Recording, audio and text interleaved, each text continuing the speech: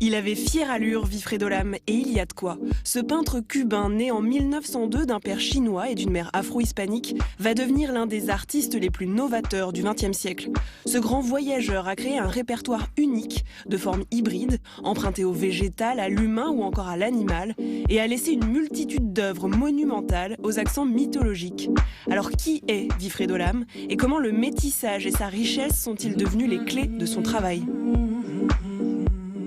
Il arrive à Madrid très tôt, au début des années 20, et il va regarder tout ce qu'il a sous les yeux. Donc le Prado, le musée d'archéologie de Madrid avec les figures archaïques comme la Dama de Elche et quelques autres, et il va regarder ce qui se passe dans les galeries.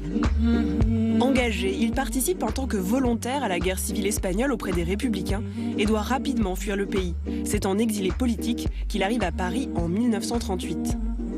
Quand il arrive à Paris, c'est très visible dans les 2 premières salles de l'exposition, il a déjà fait des choix. Et des choix dans lesquels on voit très bien qu'il a, oui, regardé Picasso et Matisse comme tout le monde, mais qu'il a beaucoup regardé aussi les expressionnistes fin de siècle, qu'il a beaucoup regardé Gauguin, en d'autres termes, qu'il a beaucoup regardé les œuvres dans lesquelles était donné de l'espace aux autres. À Paris, il côtoie Picasso, les surréalistes et rencontre l'ethnologue Michel Leiris. Mais en 1941, il doit fuir à nouveau la guerre et rentre à Cuba. Une étape majeure dans son parcours artistique, c'est à ce moment que son style va se cristalliser. C'est pas du tout un retour joyeux pour lui, puisque il avait imaginé sa vie autrement. Puis surtout, il retrouve Cuba dans un moment de grande angoisse, dans un moment très peu sympathique de l'histoire de l'île, puisqu'on est en pleine dictature de Machado. Cuba est quelque part, l'expression est connue, mais je pense qu'elle n'est pas loin de la vérité, le bordel de l'Amérique et de quelques autres. Beaucoup d'éléments de cette très forte culture populaire sont folklorisés à des fins touristiques. La dictature, l'exploitation coloniale, le folklore, autant d'éléments contre lesquels Wilfredo Lam va peindre.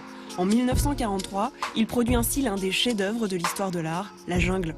On peut effectivement la considérer comme un manifeste, une fois encore un manifeste formel, un manifeste poétique, un manifeste politique.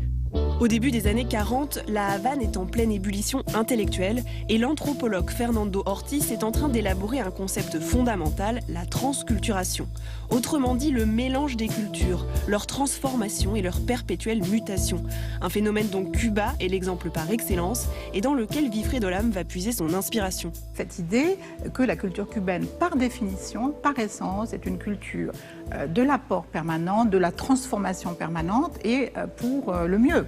L'art du mélange et de la fusion, selon Wilfredo Lam, en voici un exemple avec une œuvre. C'est donc une toile début années 50 qui appartient à cette série d'œuvres qu'on appelle les femmes cheval, qui lui ont été inspirées par les cérémonies vaudou qu'il a vues en Haïti, où quand l'esprit descend sur les participants, on appelle ça une possession, et on dit que le sujet est chevauché. Cette femme cheval, inspirée de la culture haïtienne, Wilfredo Lam va tout simplement l'intégrer à l'histoire de l'art occidental. Ce qui est parfaitement intéressant, c'est de voir donc cette figure qui est dans un format qu'on appelle le 3/4 figure, qui est un des formats les plus classiques de la peinture, qui appartient au canon quelque part, qui était évidemment le format dévolu au grand portrait d'apparat ou au portrait officiel.